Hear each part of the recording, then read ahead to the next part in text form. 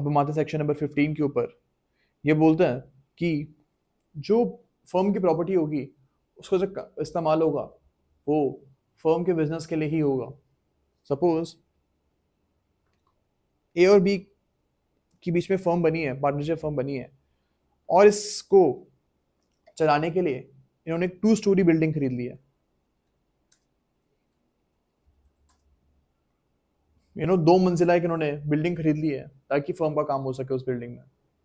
अब suppose firm का काम था गारमेंट्स को बेचना, फर्म का काम था गारमेंट्स को बेचना, लेकिन इसमें से एक ग्राउंड फ्लोर ने ए ने अपना लीगल बिजनेस खोल लिया, लीगल कंसल्टेंसी का बिजनेस ए ने ग्राउंड फ्लोर पे खोल लिया। अब यहाँ पे ए जो है, अगर ये काम वो बी के कंसेंट के बिना करता है then he can not do this thing, because जो फर्म की प्रॉपर्टी है उसका काम फर्म के बिजनेस के लिए ही होना चाहिए। तो जो ग्राउंड फ्लोर है उसका जो इस्तेमाल है वो भी गारमेंट्स को खरीदने और बेचने में ही होना चाहिए। ओके, तो सेक्शन 15 हमारे यही बोलता है। अब हम आते हैं इसके सेक्शन नंबर 16 के ऊपर, जो कि बात करता है personal profits earned by partners. इसको हम रीड करते हैं। Subject to the contract between the partners, if a partner derives any profits for himself from any transaction of the firm और from the use of the property और business connections of the firm और the firm name, he shall account for that profit and pay to the firm. Suppose ए और B की बीच में partnership firm थी और इनका client था सी, अब क्या होता है, ए और सी के बीच में एक अच्छी रेपो बन गई थी और ए ने सी को बोला है कि अगर आप 100 kgs ऑफ एप्पल्स फर्म से ना लेके मुझसे लोगे, यानी मुझसे पर्सनली आप ये एप्पल्स लोगे तो मैं आपको डिस्काउंट पे दे दूंगा। ए ने क्या किया है, जो 100 kgs ऑफ एप्पल है वो सी को उसने पर्सनली दे दिया। अब ए और सी की मुलाकात तो फर्म के रिगार्डिंग फर्म के दौरान ही हुई थी, जब फर्म बनी थी उसके बाद ही सी की मुलाकात हुई थी, और उसने इस कनेक्शन का जो फायदा है अपने पर्सनल प्रॉफिट को बनाने में लगा लिया। एंड दैट इज वाई जो भी प्रॉफिट ए को मिलेगा इस ट्रांजैक्शन में से वो उसको फर्म के साथ बांटना पड़ेगा। तो बी को उसको बताना पड़ेगा कि मैंने गलती से एक पर्सनल ट्रांजैक्शन कर लिया है और जो भी इसमें प्रॉफिट होगा वो फर्म के साथ उसको बांटना पड़ेगा। ओके, अब हम आते हैं बी के ऊपर। If a partner carries on any business of the same nature as and competing with that of the firm, he shall account for and pay to the firm all profits made by him in the business. Suppose ए और B का काम यही था कि उनको apples खरीदने और बेचने थे, लेकिन ए ने क्या किया, एक सेपरेट बिजनेस एक साथ में खोल लिया है यही सेम काम करने का, एप्पल्स खरीदने और बेचने का। वो ए और बी की जो फर्म थी, सपोज इसका नाम था एप्पल फर्म। ये एप्पल फर्म में से एप्पल्स को उठाता था ए और अपने पर्सनल बिजनेस में उसको यूज करता था। यहाँ पे जो भी प्रॉफिट्स ए कमाएगा अपने पर्सनल बिजनेस में से, वो जो प्रॉफिट्स हैं उसको फर्म के साथ बांटने पड़ेंगे। ओके, तो ये हमारा सेक्शन नंबर 16 का बी बोलता है, इसका यही एग्जांपल है। जो आपको मैं एग्जांपल देता हूँ ना, ये एकदम पिन पॉइंटेड होते हैं और जो ही सेक्शन हमारा बोलना चाहता है उसी को टारगेट करते हैं। And that is why you have to remember these examples in the exam. इनको आप याद रखोगे then there is no chance कि आप कोई भी क्वेश्चन गलत करके आओ प्रीलिम्स में या फिर मेंस में भी, बिकॉज कॉन्सेप्ट हमको याद रखना होता है। ओके, अब हम आते हैं इसके सेक्शन नंबर 17 पे। ये बात करते हैं rights and duties of partners after a change in the firm. इसका ए पार्ट ये बोलता है कि सपोज एक फर्म है ए और बी की एक फर्म है, इस फर्म में एक न्यू पार्टनर की एंट्री होती है सी की। अब यहाँ पे सी की राइट्स और ड्यूटीज नहीं डिटरमाइन करेंगे, ए और बी चीज डिटरमाइन करेंगे कि सी की क्या राइट्स और ड्यूटीज होंगी, लेकिन जो पहले से ए और बी के राइट्स और ड्यूटीज थे मतलब सी के आने से जो ए और बी के इंडिविजुअल राइट्स और ड्यूटीज थे वो इफेक्ट नहीं होंगे। तो सी के आने से ए और बी के राइट्स और ड्यूटीज चेंज नहीं हो जाएंगे। ऑब्वियसली अगर ये चाहे तो कंसेंट के साथ वो उसमें भी चेंज लेके आ सकते हैं, बट बाय डिफॉल्ट ये चेंज नहीं होंगे।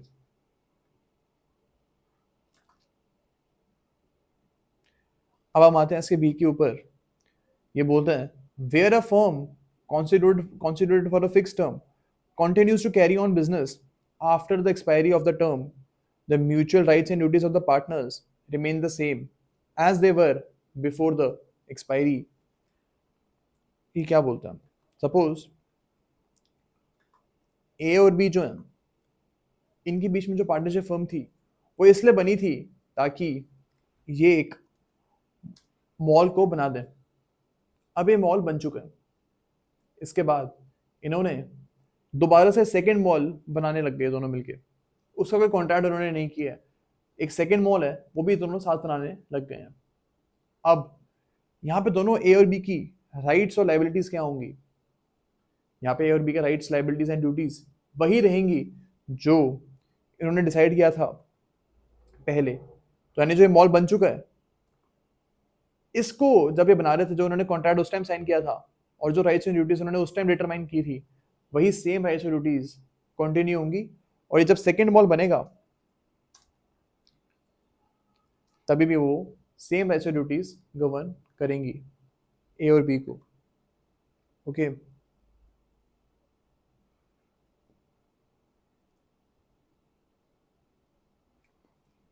अब हम आते हैं सी के ऊपर।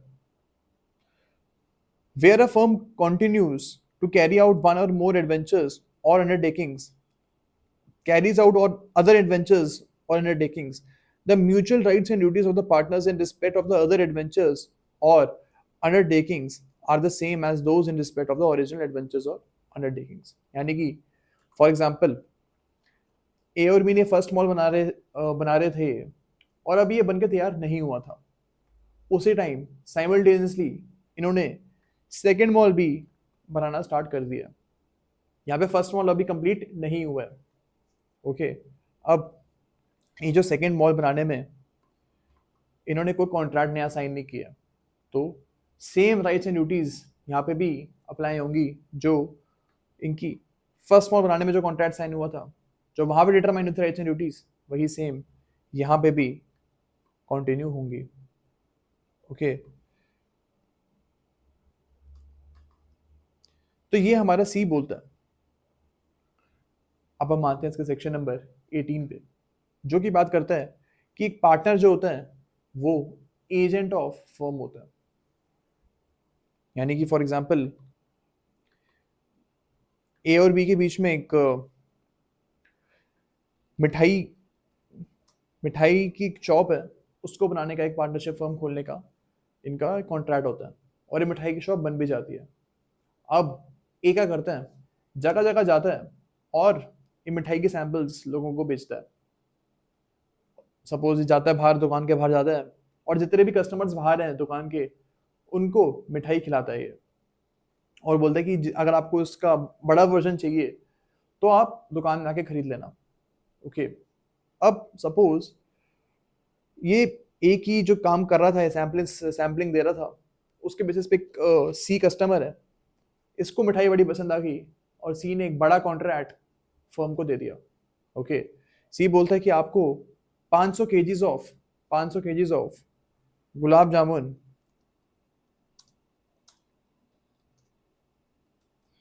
बनाने हैं मेरे लिए, और ये सिर्फ ए को इसने बोला है। यहाँ पे A is the agent of the firm, और अगर ए बोलता है कि ठीक है इस ऑर्डर को हम मीट कर लेंगे, तब ए और बी दोनों को इस बात से बाउंड होना पड़ेगा। इवन दो ए अकेले ने कॉन्ट्रैक्ट किया as agent, but still agent तो वो फर्म का था ना, तो फर्म अब इस कॉन्ट्रैक्ट से बाउंड हो जाएगी। ओके और अगर ये 500 केजीज ऑफ गुलाब जामुन नहीं बना पाए, डिलीवर नहीं कर पाए, उस केस में ए और बी दोनों के दोनों लाइबल होंगे। इवन दो यहाँ पे बी का कोई रोल नहीं था, स्टिल बी भी लाइबल होगा। ओके तो हमको ये चीज याद रखनी है प्रीलिम्स के पॉइंट ऑफ व्यू से भी, that a partner is an agent of the firm.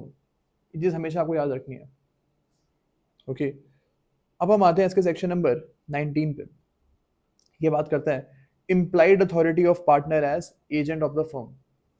Subject to the provisions of section number 22, the act of a partner which is done to carry on in the usual way business of the kind carried on by the firm binds the firm. तो same example जो हमने पहले लिया था, अगर ए ने मिठाई का कॉन्ट्रैक्ट कर लिया है बी के साथ, सॉरी सी के साथ, कि मैं आपको 500 केजीज ऑफ मिठाई डिलीवर कर दूंगा, और यहाँ पे अगर ये नहीं कर पाता है तो ए जो है वो फर्म को बाइंड कर रहा है, और पूरी की पूरी जो फर्म है वो लाइबल होगी to C. Okay, the authority of a partner to bind the firm conferred by this section is called implied authority. तो यहाँ पे ए की जो अथॉरिटी थी पूरी फर्म को बाइंड करने की, उसको हम implied authority बोलते हैं। अब हम आते हैं इसके क्लॉज 2 के ऊपर। ये बोलते हैं in the absence of any usages और custom of trade to the contrary, the implied authority of a partner does not empower him to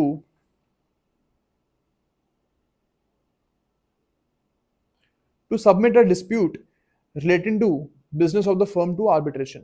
तो अगर ए चाहे अकेला, हमारे एग्जांपल में अगर ए अकेला चाहे तो फर्म के किसी भी डिस्प्यूट को वो आर्बिट्रेशन में रेफर नहीं कर सकता। सपोज सी एक, इस एग्जांपल में ए और बी जो हैं वो मिलके 500 केजीज ऑफ मिठाई सी को डिलीवर नहीं कर पाए, और सी ने ए और बी के ऊपर केस कर दिया। ओके, अब यहाँ पे ए अगर चाहे तो खुद से अकेले इस केस को आर्बिट्रेशन को रेफर नहीं कर सकता, यानी आउट ऑफ कोर्ट सेटलमेंट के लिए वो अप्लाई नहीं कर सकता है खुद के बेसिस पे, उसको बी का भी कंसेंट लेना पड़ेगा यहाँ पे।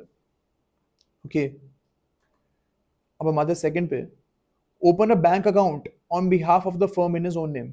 तो यानी अगर ए चाहे तो वो फर्म के नाम का बैंक अकाउंट नहीं खोल सकता, उसको बी की भी परमिशन लेनी पड़ेगी। compromise or relinquish any claim or portion of a claim by the firm. तो सपोज एक सेपरेट एग्जांपल लेते हैं हम, सी को जो है 5 लाख रुपए देने थे इस फर्म को, ए अगर चाहे तो अकेले खुद के डिसीजन के बेसिस पे ये 5 लाख रुपए जो है वो माफ नहीं कर सकता।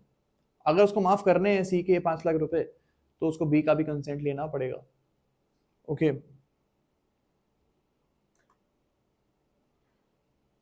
यहाँ को एग्जांपल दे रहा हूं हर इसके पार्ट के। विड्रॉ, अब हम आते हैं डी के ऊपर, विड्रॉ सूट और proceedings filed on behalf of the firm. अब सपोज ये जो 5 लाख रुपए हैं सी उसको वापस नहीं कर रहा था, तो ए और बी ने सी के खिलाफ एक लीगल प्रोसीडिंग चालू कर दिया, केस कर दिया सी के खिलाफ। अब अगर यहाँ पे ए चाहे तो वो अकेले खुद के डिसीजन के ऊपर ये जो केस है उसको वापस नहीं ले सकता है, वो इस केस को विड्रॉ नहीं कर सकता। वो तभी कर पाएगा ये जब बी का भी कंसेंट होगा। अब हम आते हैं इसके ई के ऊपर, जो बोलते हैं admit any liability in a suit और proceeding against the firm. Suppose ये सेम प्रोसीडिंग सेम केस चल रहा है और ए बोलता है कि हमारी जो फर्म है, ए और बी की जो फर्म है, इसको भी 2 लाख रुपए सी को देने हैं, ये चीज मैं एडमिट करता हूं। तो क्या ए खुद के बेसिस पे ये एडमिट कर सकता है? इसका ई बोलता है कि ए ऐसा कोई एडमिशन नहीं कर सकता खुद के बेसिस पे। ये एडमिशन वो तभी कर सकता है जब बी का भी कंसेंट हो।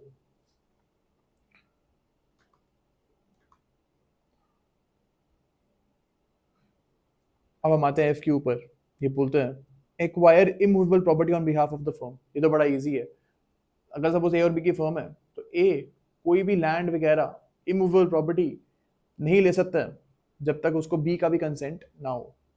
पर्सनली वो ले सकता है, अगर सपोज उसको अपने घर खरीदना है, जो फर्म से उसका कोई लेना देना नहीं है तो घर तो वो खरीद सकता है, लेकिन फर्म की कोई प्रॉपर्टी, फर्म के पैसे से आपको कोई प्रॉपर्टी खरीदनी है तो आपको सारे के सारे पार्टनर्स जो हैं उनका कंसेंट लेना पड़ेगा। अब हम आते हैं इसके जी के ऊपर। जी ये बोलते हैं कि सपोज ए और बी की पार्टनरशिप फर्म है और ये एक प्रॉपर्टी ओन करते थे जो कि 20 lakhs की थी। अब ए ने विदाउट कंसल्टिंग बी इस प्रॉपर्टी को बेचने का कॉन्ट्रैक्ट कर लिया है सी के साथ। ए ने बोला सी को कि ये प्रॉपर्टी आप खरीद लो, ट्रांसफर कर दिया उसने। तो क्या ये ट्रांसफर वैलिड है? ये जो ट्रांसफर है ये वैलिड नहीं है, बिकॉज ए के पास अथॉरिटी ही नहीं है कि अकेले खुद के बेसिस पे फर्म की इमूवेबल प्रॉपर्टी को वो बेच दे। ओके, तो जो 20 लाख रुपए का लैंड है ये वो बी से कंसल्ट के करे बिना सी को नहीं बेच सकता। H, enter into partnership on behalf of the firm. तो सपोज ए और बी जो है इनकी फर्म है, तो यहाँ पे सी जो है एक न्यू पार्टनरशिप फर्म है सी की। अब यहाँ पे ए चाहे तो ऐसा नहीं कर सकता है वो कि सी के साथ कॉन्ट्रैक्ट करे कि आज से हम आपके साथ भी पार्टनरशिप फर्म खोलते हैं। यहाँ पे उसको बी का कंसेंट लेना पड़ेगा और तभी ए और बी की जो कंबाइंड फर्म है वो सी फर्म के साथ पार्टनरशिप कर सकती है, जब ए और बी दोनों का कंसेंट होगा तभी।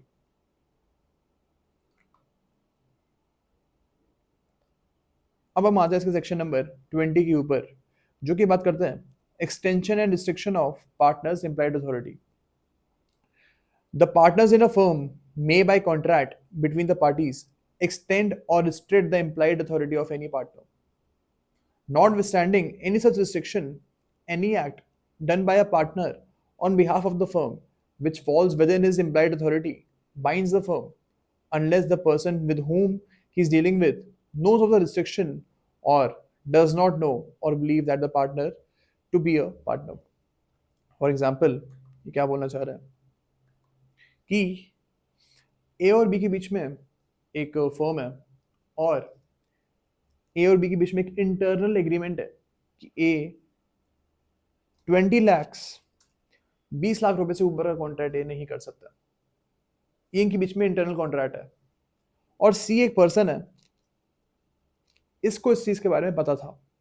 ओके, अब सी को ये चीज पता थी, फिर भी इसने ए के साथ 50 लाख रुपए का कॉन्ट्रैक्ट कर लिया फॉर फर्म के लिए। On behalf of the firm A ने 50 लाख रुपीज का कॉन्ट्रैक्ट सी के साथ कर लिया। तो क्या ए ये चीज कर सकता है? This contract is not valid because C को इस चीज के बारे में पता था कि ए 20 लाख रुपए से ऊपर का कॉन्ट्रैक्ट साइन नहीं कर सकता फर्म के बिहाफ पे। स्टिल उसने ए के साथ एक कॉन्ट्रैक्ट किया है and that is why this contract is not valid. लेकिन अगर यहाँ पे सी को ये चीज के बारे में नहीं पता था, सी को ए और बी के जो इंटरनल एग्रीमेंट है उसके बारे में नहीं पता था, तो इस केस में जो 50 लाख रुपीज का कॉन्ट्रैक्ट साइन किया है सी ने ए के साथ वो वैलिड होगा। ओके, तो ये जो इंटरनल एग्रीमेंट है ना ए और बी के बीच में कि ए 20 लाख रुपीज से ऊपर का कॉन्ट्रैक्ट साइन नहीं कर सकता, इस कॉन्ट्रैक्ट के बारे में थर्ड पार्टी को पता होना चाहिए। अगर थर्ड पार्टी को इस इंटरनल कॉन्ट्रैक्ट के बारे में नहीं पता है, तब उस केस में any contract can be sign between C and A. 50 lakh, 1 crore, 1.5 crore, कितने का भी कॉन्ट्रैक्ट ए जो है वो कंपनी के बिहाफ पे एंटर कर सकता है। तो यही हमारा सेक्शन नंबर 20 बोलता है। अब हम आते हैं सेक्शन नंबर 21 के ऊपर। ये बात करता है कि जो पार्टनर है उसकी क्या अथॉरिटी होगी in case of an emergency. For example, A और बी की पार्टनरशिप फर्म है और इसका जो बैंक अकाउंट है वो हैक हो चुका है। ओके, अब यहाँ पे ए को इसके बारे में पता चल चुका है एंड बी को इसके बारे में अभी भी नहीं पता है। ए क्या करता है, इमीडिएटली बैंक जो ये जो फर्म है इसका जो बैंक अकाउंट है उसको फ्रीज करवा देता है ताकि उसमें से कोई भी ट्रांजेक्शन नहीं हो पाए। ए ने यहाँ पे इमरजेंसी में एक्ट किया है और अगर उसने अकाउंट फ्रीज भी करवा दी है then he can do that because he has this authority. Okay, तो ये फ्रीज जो करा रहा है वो बी से बिना पूछे भी करवा सकता है। अब हम आते हैं इसके सेक्शन नंबर 22 पे। ये बात करता है mode of doing act to bind firm. यानी कि फॉर एग्जाम्पल ए और बी है, इनकी एक फर्म है जिसका नाम है, क्या नाम रखे इसका, रेस्टोरेंट एक्स वाई जेड, एक बोरिंग सा नाम है इनके रेस्टोरेंट का, इसका नाम है X restaurant X Y Z. अब ए जो है ये टमाटर के जो टोमेटोज होते हैं उनके सप्लायर से कॉन्ट्रैक्ट करता है on behalf of the firm. तो जो इनका लेटर हेड है, रेस्टोरेंट एक्स वाई जेड का लेटर हेड होता है, उसके ऊपर वो पेस्ट करता है और साइन करता है कॉन्ट्रैक्ट सप्लायर के साथ कि 100 केजीज ऑफ टोमेटोज जो सप्लायर है वो ए और बी फर्म को सप्लाई करेगा। तो ये जो कॉन्ट्रैक्ट है ये तो फर्म के बिहाफ पे हुआ है, लेकिन अगर इस ए ने एक नॉर्मल पर्सन है उससे 3 केजीज ऑफ टोमेटोज खरीदे हैं, तो क्या हम ये मानेंगे कि ये जो 3 केजीज ऑफ टोमेटोज हैं ये भी उसने फर्म के बिहाफ पे खरीदे हैं? यहाँ पे हम ये चीज़ नहीं मानेंगे, बिकॉज ऐसा कोई भी इंटेंशन ए ने नहीं दिखाई है जो कि फर्म को बाइंड करे। यहाँ पे अगर सपोज वो एक सब्जी वाले से 3 किलो टमाटर लेगा तो हम ये नहीं मान सकते कि उसने फर्म के लिए लिया। यहाँ पे वो अपने पर्सनल यूज के लिए भी वो एप्पल्स को ले सकता है, लेकिन अगर उसने पहले वाली चीज में जैसे 100 केजी ऑफ टोमेटोज का जो उसने कॉन्ट्रैक्ट साइन किया है उसने कंपनी के लेटर हेड के ऊपर साइन किया था, तो यहाँ पे हम ये चीज मान लेंगे कि एक इंटेंशन थी कि कंपनी को वो बाइंड करे। तो अभी जो इंटेंशन है ये सर्कमस्टांसेस ऑफ द केस के बेसिस पे डिसाइड करते हैं कि कंपनी को बाइंड करना चाह रहा है पार्टनर या फिर नहीं करना चाह रहा है। ओके, अब हम आते हैं सेक्शन नंबर 23 के ऊपर। इसको समझने से पहले आपको मैं एक चीज क्लैरिफाई कर देता हूँ कि सेक्शन 19 में 19 के क्लॉज ई में एडमिशन के बाद बोली गई थी, लेकिन यहाँ पे जो एडमिशन था वो लीगल प्रोसीडिंग्स के दौरान किया गया था, कोर्ट के अंदर एक एडमिशन किया गया था। लेकिन सेक्शन 23 में कोर्ट के अंदर एडमिशन की बात नहीं हुई है, ये ऑर्डिनरी कोर्ट्स ऑफ बिजनेस में एक एडमिशन उसके बाद हुई है। सपोज ए और बी के बीच में पार्टनरशिप फर्म है और ए ने क्या किया है, सी को ये चीज बोल दी है कि कंपनी जो है आपको 2 लाख रुपए वो करती है, ये एडमिशन कर दिया सी को उसने, बट ये किसी कोर्ट के अंदर उसने एडमिशन नहीं किया है, नॉर्मल व्हाट्सएप चैट में उसने सी को ये बात बोली है। तो ए ने यहाँ पे जो एडमिशन किया है this can be use against the firm, ये एक एविडेंस होगा फर्म के अगेंस्ट। लेकिन अगर ये ए ने एडमिशन कोर्ट के अंदर कटघरे के अंदर एडमिशन किया है तो फिर ए की वो अथॉरिटी नहीं है and A can not make that admission on behalf of the firm. Section 19 ई में वो कोर्ट के अंदर इस एडमिशन को नहीं कर सकता था, लेकिन अगर कोर्ट के बाहर नॉर्मल कोर्ट्स में उसने सी को ये चीज एडमिशन करी है तो this can be done. Section 23 बोलता है कि ये फर्म के अगेंस्ट यूज हो सकता है। ओके, तो यही हमारा सेक्शन 23 बोलता है, an admission or representation made by a partner concerning the affairs of the firm is evidence against the firm. It is made in the ordinary course of business. Okay. तो ये हम समझे section number 23 में।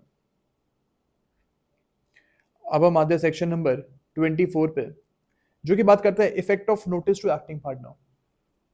इसको हम simple example से समझते हैं। सपोज ए और बी के बीच में फर्म है और इनके खिलाफ एक लीगल सूट फाइल हो चुका है जिसका नोटिस ए को मिला है। समन्स जो है इस केस जो इनके खिलाफ केस जो चालू हुआ है उसके जो समन्स हैं वो ए को मिले हैं, तो ऐसा माना जाएगा कि पूरी जो फर्म है ए और बी की उस फर्म को ये वाले जो समन्स है वो मिल चुके हैं। तो हम ये मान लेंगे कि बी को भी ये समन्स मिल गए हैं as soon as A receives them. तो notice to any acting partner will be a notice to the firm. ये सेक्शन नंबर 24 हमारा बोलता है notice to a partner who habitually acts in the business of the firm of any matter relating to the affairs of the firm operates as notice to the firm except in case of a fraud on the firm committed by or with the consent of that partner। अब इसका exception क्या बोलते हैं? Suppose ए और B के बीच में एक firm है और ए ने ही एक फ्रॉड की है, ए ने खुद ही एक फ्रॉड कर दिया है जिसके बेसिस पे सी जो है इन्होंने कंपनी के खिलाफ केस फाइल कर दिया। अब जो केस फाइल हुआ है उसका नोटिस ए को ही उसने दे दिया, यानी ए ने ही फ्रॉड किया है और ए को ही नोटिस मिल चुका है यहाँ पे, लीगल नोटिस। तो यहाँ पे क्या बी भी सी के नोटिस के लिए बाउंड होगा? In this case B will not be bound in this case, because जिसने फ्रॉड किया है उसी को हमें नोटिस दे दिया है, ऐसा आप नहीं कर सकते हो। यहाँ पे आपको बी को भी नोटिस देना पड़ेगा। ओके, तो यही हमारा सेक्शन 24 का एक्सेप्शन बोलता है।